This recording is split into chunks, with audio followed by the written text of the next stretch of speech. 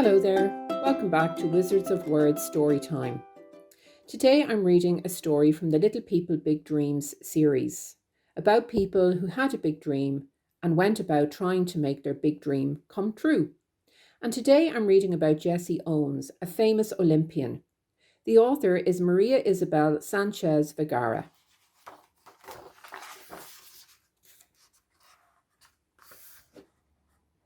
Little Jessie was the youngest child of the Owens, a humble family of farmers from Alabama. He was the 10th and last of his siblings, but when his mother called for dinner, he beat everyone else to the table. At school, no one could catch him. His gym teacher was so impressed that he asked him to join the track team after school. But Jessie had to run to work, repairing shoes and delivering groceries to support his family.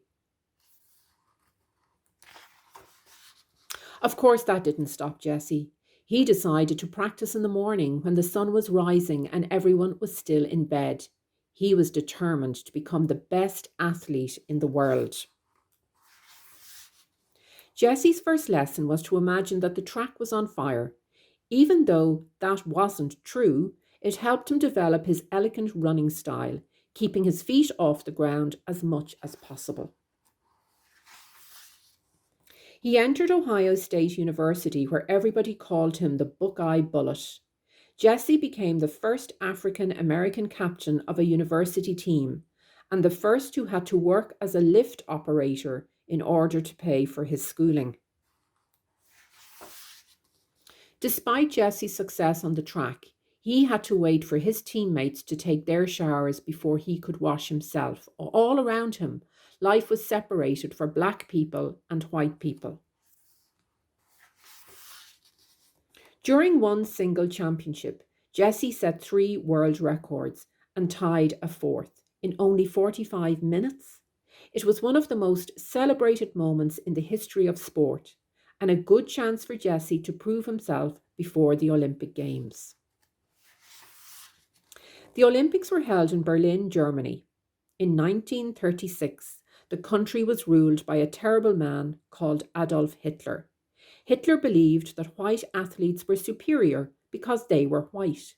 Jessie won a gold medal and stole the spotlight from Hitler's hateful regime. And Hitler was so angry after that happened that he marched out of the stadium.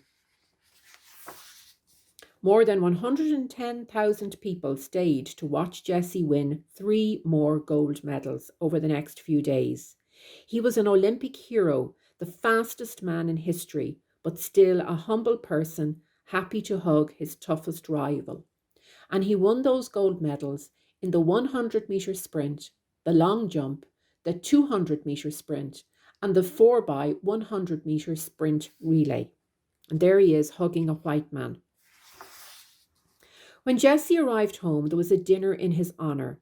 But as soon as he got there, he realised nothing had changed. He could not even use the main doors to reach his own reception.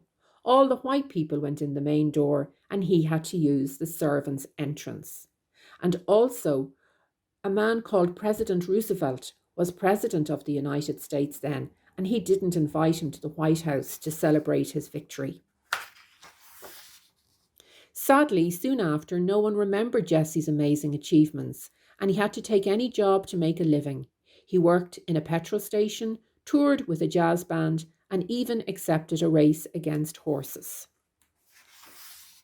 He had retired when he finally got his most valuable award, the Presidential Medal of Freedom, the highest honour for any American. No athlete embodied the struggle against injustice and racism more than Jessie. And it was President Gerald Ford who presented him with that award in 1976. And every time the Olympic Games take place, little Jessie is remembered, the humble boy who fought the wind and sought out new sights, running just on the strength of his feet and the courage of his lungs. And there's an award every year called the Jessie Owens Award, and it's given to the top track and field athlete in America. So this day, we still think about him and talk about him. So I hope you enjoyed hearing about Jesse Owens, the Olympian. Maybe you'd like to find out more about him, or maybe you'd like to find out more about other famous Olympians.